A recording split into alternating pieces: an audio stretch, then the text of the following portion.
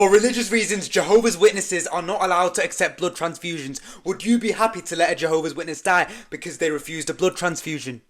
Absolutely not. Let me give you a brief dissection of my mindset. I came into medicine with the mindset that I wanted to save lives, be a philanthropist, a good Samaritan. I'm not the kind of guy that helps you get the job done. I'm the kind of guy that gives you a nice comforting hug at the end. How nice. Growing up, I wanted to save everything. The whales, the polar bears, the penguins, the climate, everything, even the vegans. Haha, just kidding.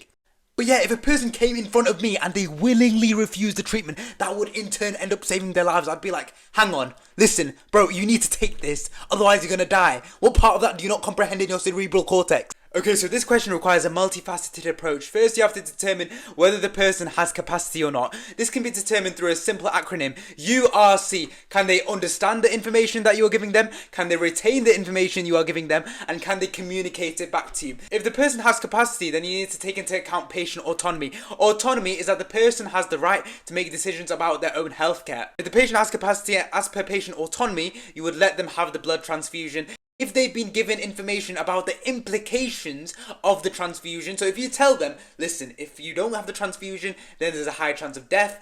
And then they're like, okay, we've evaluated the information, we've taken it in, we've been given the pros and the cons, but we're going to deny the blood transfusion anyways, then that's fine. Then the doctor has done everything they can do. However, if the person involved is a child, then it gets a bit more complicated. In life or death situations, because a child would be a minor, therefore the doctor's decision to save their life would be much more important in comparison to parental consent, because they're a child. Because even if they have capacity, the parental consent can be overridden.